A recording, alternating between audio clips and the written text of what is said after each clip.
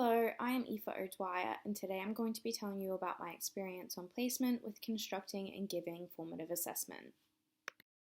The school in question is rurally located in Bundaberg, where there is a range of diverse learners with unique learning needs and backgrounds. These include low socioeconomic students, Indigenous students, out-of-home students, ASD students, ADHD students, ADD students, and English as an additional language or dialect students. The school's mission is to develop individuals who contribute positively to their families and the wider community. In this 5-6 composite class, there are 5 Year 6 students and 18 Year 5 students. There are students in this classroom who need additional support in becoming successful learners, therefore I need to ensure my AFL strategy caters to them.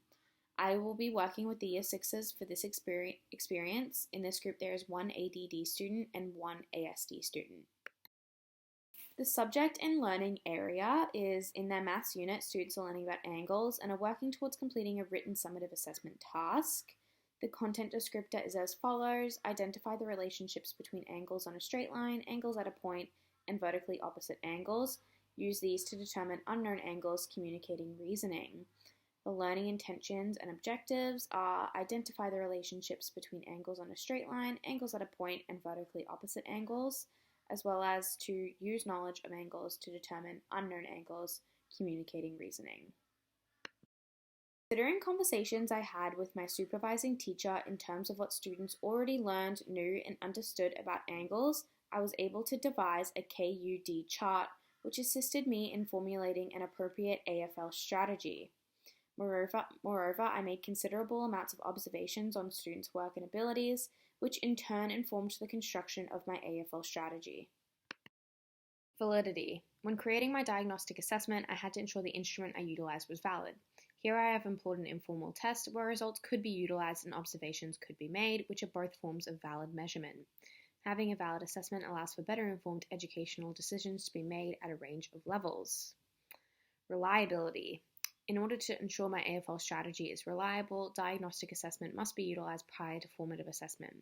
Here I have employed the test-retest reliability strategy when gauging the student's understanding on angles. Therefore, I have ensured all students are able to reproduce reliable and consistent results when retested, making the skill reliable. Utilizing reliable assessment tools or instruments is crucial in ensuring dependable, repeatable, and consistent information about students is collected to therefore be meaningfully interpreted to make educational-related decisions.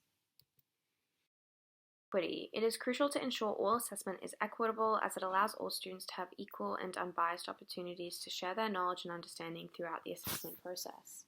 Starting learning with low-stakes diagnostic assessment allows all students to be provided with the opportunity to practice new skills and receive feedback on their work. This also allows for the teacher to make more informed decisions about their future learning and whether certain differentiation strategies need to be applied for certain students. During the first lesson, data was collected from the previously discussed piece of diagnostic assessment. From there, I compiled the results into a table, which outlined whether they were competent in 3 areas. This therefore informed my planning for future lessons in terms of teaching, differentiation, and the construction of my AFL strategy. Upon completing the diagnostic assessment with students, I noticed a trend in that they were all competent and confident in identifying and drawing 90-degree angles, 180-degree angles, and 360-degree angles. However, I noticed some misconceptions with student B and C, as at times they struggled with creating equations with relation to finding the unknown variable and completing triple-digit subtraction. Moreover, I noticed a pattern that students who didn't quite grasp the concept of determining unknown angles were not able to orally communicate reasoning effectively. This is highly evident when looking at students C and E. However, an anomaly can be found with regards to student B, as the student struggled with identifying unknown angles but was able to verbalize methods orally. Moreover, I really struggled with getting student E to fully engage and participate in the maths activities. Therefore, the student struggled to complete the piece of diagnostic assessment effectively, and this is reflected in the analysis. Creating this lesson, I had to utilize the key findings from the diagnostic assessment to consider the learning intentions, content descriptors, the duration of the lesson, and AFL strategies. Upon analyzing and observing students' work, I was able to design and construct a worksheet that works as an AFL strategy, aligning with students' level of understanding. The worksheet will allow for feedback to be provided to myself about my teaching and to the students about their learning.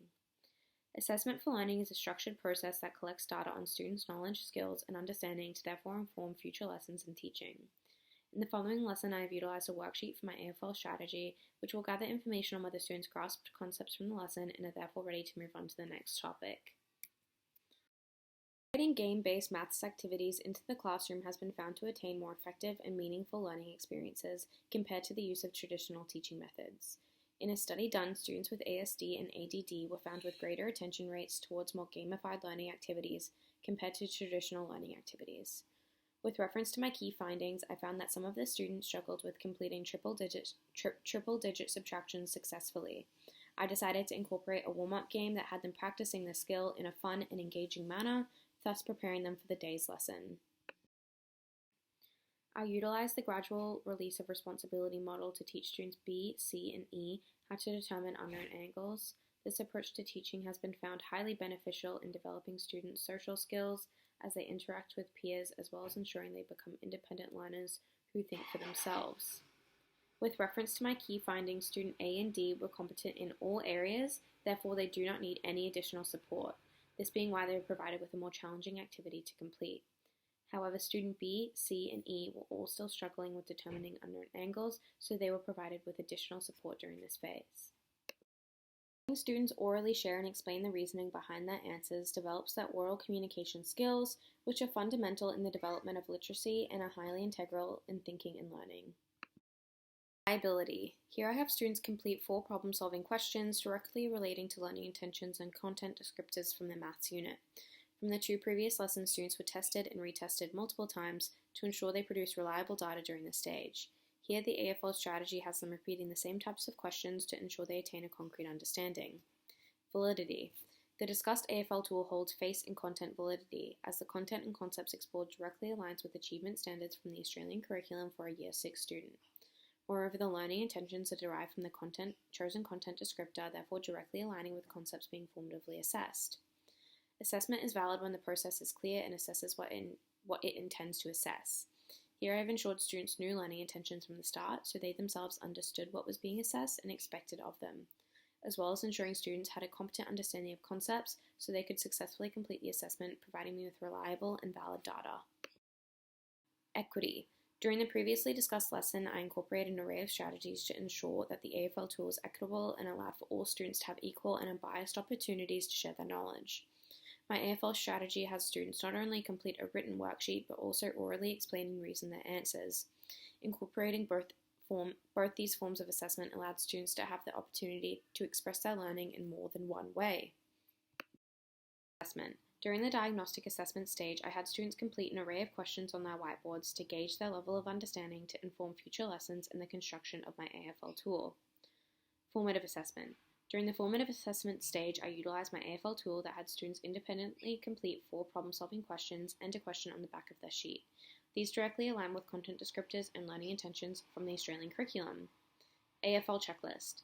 Upon administering the formative assessment task, I was able to refer to my data table and redo it for each student, revealing whether they met certain criteria or expectations. This allowed me the opportunity to reflect on whether my teaching was effective in ensuring all students had competent understandings.